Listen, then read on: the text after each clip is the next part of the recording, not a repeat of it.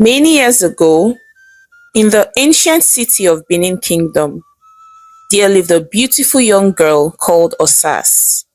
Osas was a very pretty girl.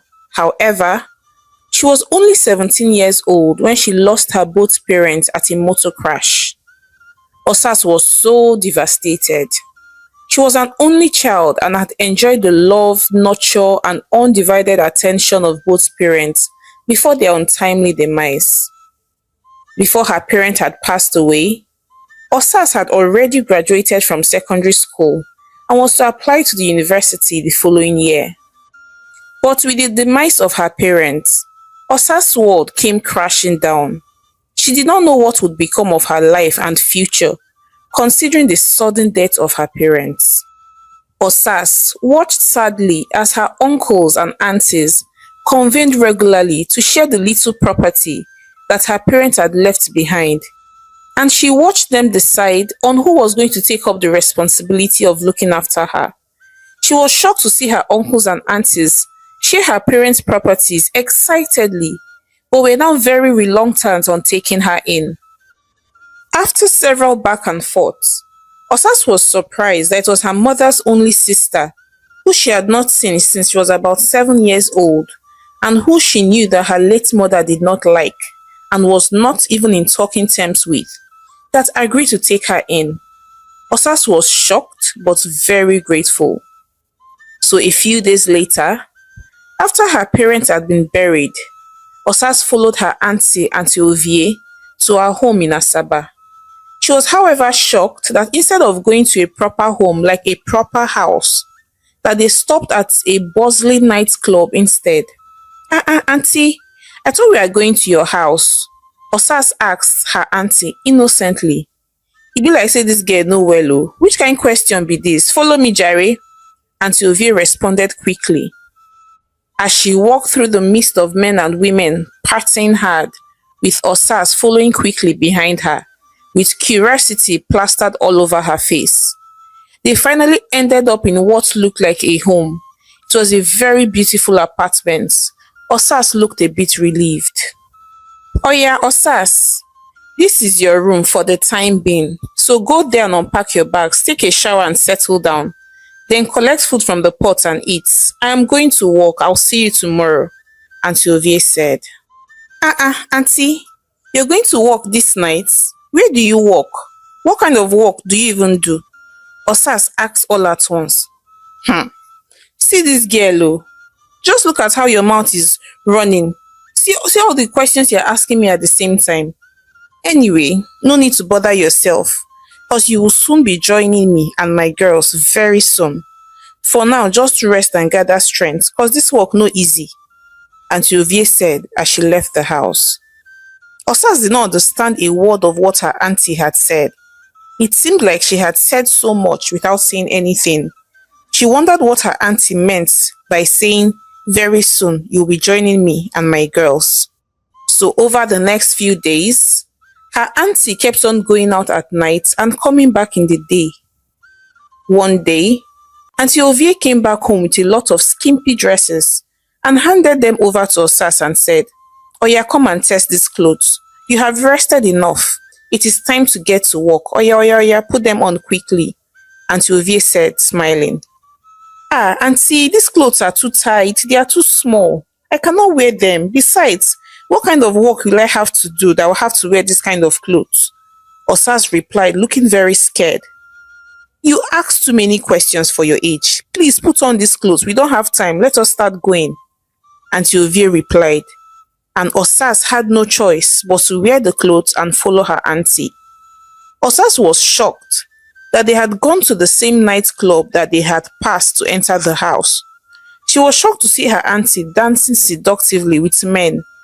It was then it dawned on her that her auntie was a prostitute. Osas was so scared, and soon she started crying. Few minutes later, her auntie walked up to her, led her by the hand, and handed her over to a man and said, she's all yours for the night. The man was already smiling and salivating. Now why I like you be this, you be correct person, the man said, smiling. Auntie, what are you doing? Auntie, Osas asked, crying. Are you a baby? You're a smart girl now. You should be able to read the room and tell what is happening. You're there behaving exactly like your mother. Are you even a virgin? I beg. Please follow this my premium customer and treat him very nicely. I do not want any complaint. Auntie Ovie responded harshly, and Osas, with tears in her eyes, had no choice than to follow the man. But as soon as they were outside, she hit the man with every atom of strength in her and ran back to the house. Osas locked herself in the room, weeping and crying. Few minutes later, Osas could hear her auntie shouting and screaming, "Where is that stupid girl? There are things that she can spoil my business, eh? Osas, come out now!" Auntie Ovie screamed angrily. Osas was too scared to answer, but in no time, Auntie Ovie let herself into the room. Osas was so shaking and pleading with her auntie. "Auntie, please, auntie, I beg, tell me to do any other thing. Tell me to hawk or sell anything for you. I will do it, but not this one, auntie, I beg." Osas begged her auntie, crying, but all her pleas fell on deaf ears. So the next few days, Auntie Ovie no longer gave Osas any food, telling her that there was no food for a lazy man, that if she was not willing to work, then she should not be ready to eat. Osas stayed for over 1 week without food. She was very hungry, and when she saw that her auntie was going to let her starve to death if she did not sleep with men, then she went to her auntie and begged her, saying, "Auntie, I am ready. I will do as you have said." Osas said, crying, "Ehen, now you are talking. Oya, come and eat, Jerry, so that you can regain some flesh before you will faint on duty." Auntie Ovie replied and then gave her food, smiling. Osas went ahead and ate the delicious meal that her auntie had served her. That was the very first meal that she had taken in more than a week. So a few weeks later, Osas had started following her Auntie Ovie, to sleep with different men for money. Osas was always sad. She would cry and cry. She hated what her auntie made her do, but she had no choice. Auntie Ovie was more or less pimping Osas for money. She would negotiate with the men and collect the money from them, and then give Osas only a little, like 1,000 naira, that could cater to things like soap and toiletries. And when Osas had complained about it one day, Auntie Ovie shouted at her and told her that it was payment for living in her house, free of charge and eating free food. So Osas continued living with her Auntie Ovie, for the next 4 years. And her auntie kept on pimping her out to different men. Sometimes she could sleep with 5 to 7 men in one day. Osas had become very tired and wanted out of this life of prostitution. She was walking like an elephant, yet eating like an ant, as her auntie made sure to collect all the money from the men she slept with and gave her only peanuts, which she spent on her personal upkeep. Osas saw that her auntie had no good intentions for her. She saw that her auntie wanted her to remain a prostitute for life. Osas was always sad. She always remembered her parents. She knew that if her parents were still alive, her life would have turned out differently. Osas knew that she had to come up with a plan.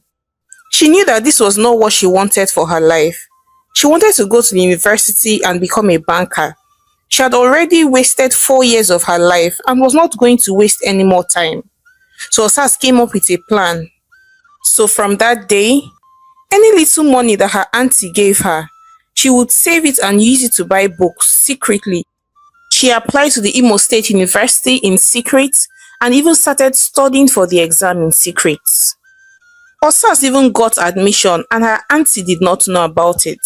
Osas was so happy. All she needed now was money to pay for her school fees, at least her first year school fees. So she came up with a plan. Since she knew where Auntie Ovie kept her money, she decided to pack her bags in preparation to go to the university and wait for the right time for her to steal her auntie's money.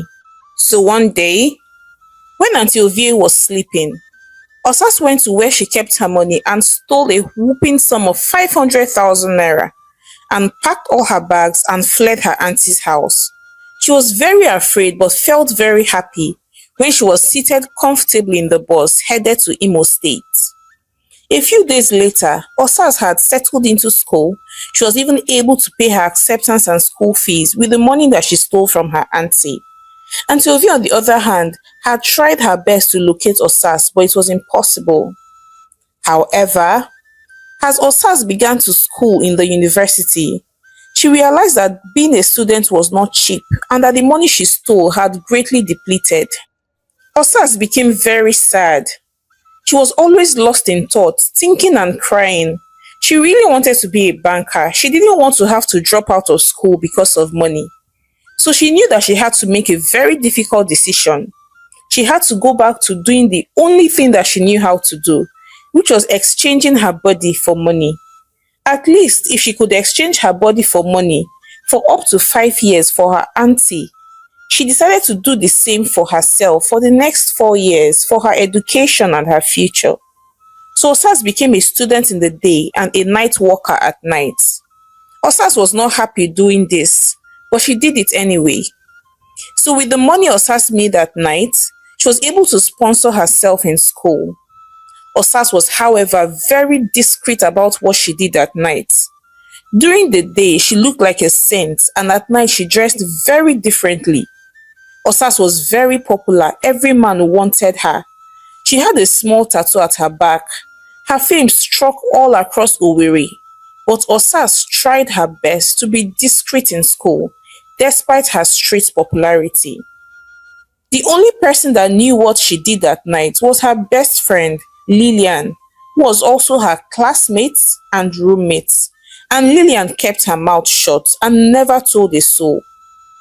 Despite how occupied Osas was at night, she put in twice the effort during the day, so she could graduate with a very good grade.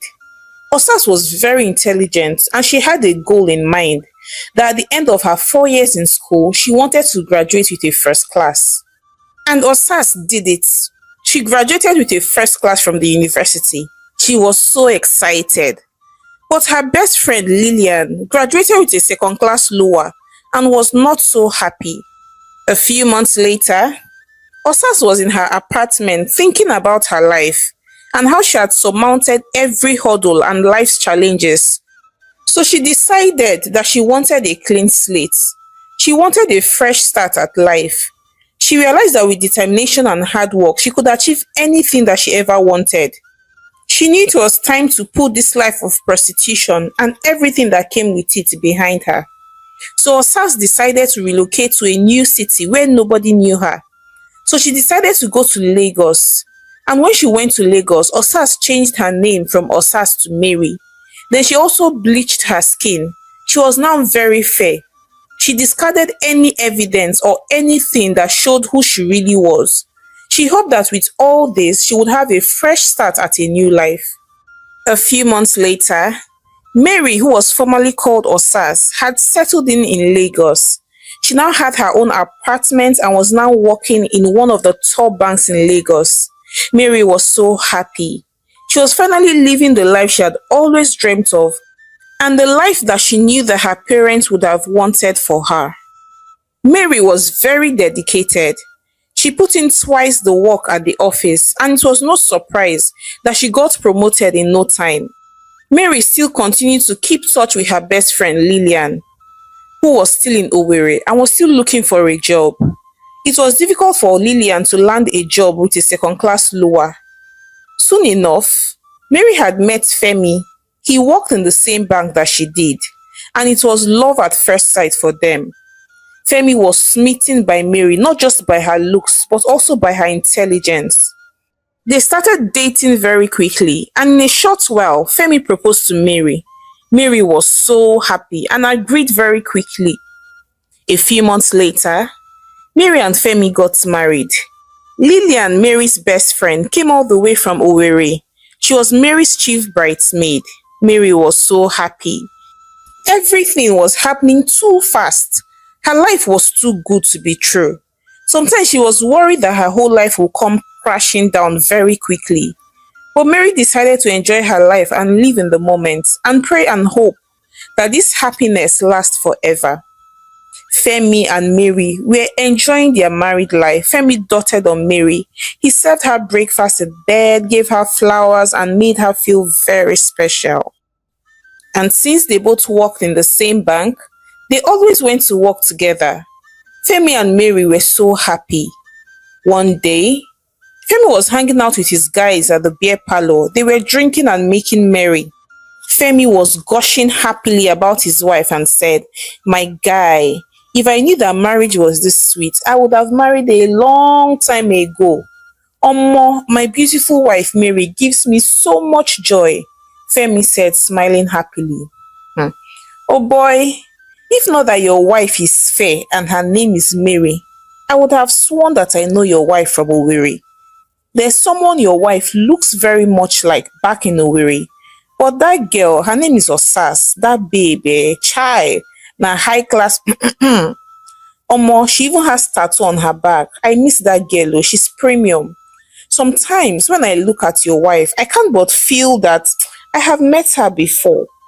But that girl's name is Osas and your wife's name is Mary. And that girl is very dark, but see your wife, she's very fair. But the only way to confirm Sha will be that tattoo on her back. Chai, but I miss that girl, I miss Osas. Chuk said, smiling and remembering the good old times. Femi got very upset and said, "Are you okay at all? Chuks, how will you be comparing my delicate wife with a prostitute you had fun with years back? Please don't ever try that nonsense again," Femi replied angrily. But over the next few days, Femi couldn't help but ponder on what Chooks had said about his wife. But he dismissed it anytime it came to his mind. So Femi and Mary continued to live happily. However, whereas Mary was prospering and doing very well, she had even been promoted twice since they got married in less than 2 years. Femi was still struggling. He was always struggling to meet his targets. Meanwhile, Mary was surpassing her targets. One day, Femi was very frustrated and said to his wife, "My dear, I am tired though. I am tired. It's like this banking job is better suited for ladies. All these rich men prefer to give accounts to beautiful ladies. I met this Alhaji and he's not even, granting me access to see him. And I'm sure it is because I am a man. I am very afraid that if I'm not able to meet my target this month, I may lose my job. Please, Mary, can you follow me so that at least Alhaji will agree to see me? Then I can now convince him on why he should bank with us instead," Femi said, pleading with his wife. "Of course, I will follow you," Mary replied. She wanted to help her husband in any way that she could. So the following day, Mary followed Femi to see Alhaji Danjuma. And just as Femi had foretold, he was welcomed well and granted access to see Alhaji. Femi was very happy.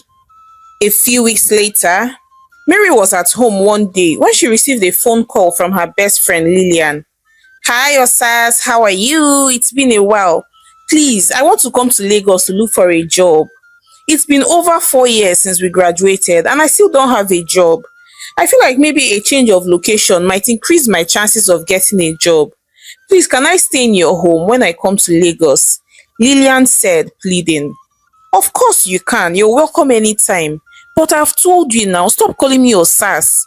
My new name now is Mary. No other person knows me by that name Osas except you. Please stop," Mary replied. "Oh, thank you so much, my friend. And I'm so sorry for calling you Osas. I'm still getting used to, calling you Mary. I'm sorry. Thank you. Thank you, my friend," Lillian replied. And so with that, Lillian came to Lagos the following week. She was very surprised at the kind of luxury her friend Mary was enjoying. She also envied the way Femi, her husband, was always cuddling and playing with her. Lillian sat in her room in Mary's house thinking one day and said, "This life is not fair, oh. See me now. I was a good girl in school. Look at my life. I am broke, I am jobless, and I have no man. Meanwhile, see my friend Osas Abi, was her new name, Mary, who was a prostitute, as in a high-class runs girl. See her life now. She has a good job, she's wealthy. See her husband, tall, dark, and handsome. This life is not fair, oh. And from that day, Lillian's hatred and envy for Mary began to grow very quickly. Meanwhile, Femi came back home one day looking very devastated. He met his wife and said, my dear, Alhaji called me today. Oh, please, my love, please. I know what I'm about to ask you is not right, does not make any sense, but please don't say no. My life depends on it, and so does my career. Please, Mary. Femi said, looking anxious. What is it, Femi? What is it now? You're scaring me. Just say it. Just say it. What is it? Mary replied anxiously. Hmm, hmm. Okay, I will say it. Alhaji has requested that you sleep with him just once, just only one time, before he will give me his account. Please, Mary, please just sleep with him once. Please do this for me. If you really love me, this is the time to show me. Oh. I promise that I will never use it against you. Femi replied, looking very worried. Are you hearing yourself at all, Femi? How can you ask me, your wife, to sleep with Alhaji? Like you're literally pimping me out like a pimp. Hey, I don't believe this.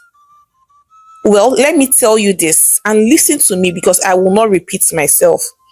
I have come too far to end up like this. So hear me, Femi.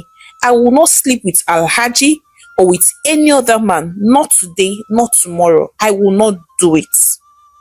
Mary responded and walked away angrily. Mary was so broken. She couldn't believe that her husband would pimp her out. She thought she had escaped this phase of exchanging her body for money. Mary was sad for many days. Femi and Mary were no longer in speaking terms. They were now living like strangers in their home. Lillian, Mary's best friend, was very happy.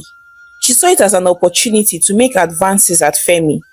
So whenever Mary was not around, she would come to Femi and say, Femi, what is going on between you and Osas? Oh, sorry, Mary. She would purposely call Mary Osas and pretend like she did not know what she did. Femi would always respond and say nothing. Then one day, it occurred to Femi that he had heard the name Osas somewhere before. He remembered that his friend Chooks had compared Mary to Osas, and now her best friend Lillian was always referring to her mistakenly as Osas. One day, he walked up to Lillian and said, "Why do you always refer to my wife, Mary, as Osas?" Femi asked. "Well, if you tell me what is going on between you both, then maybe I will tell you what I know," Lillian replied happily. So Femi went ahead and narrated how he needed his wife to just sleep with an Alhaji only once for him to get a huge account, and how she refused. Lillian responded to a very sarcastic laugh. Hey, wonders shall never end. Wait, oh, is it Osas that is forming holy now? Eh? That's her work now. Your wife, her real name is not Mary, is Osas, a certified in Benin and Owerri.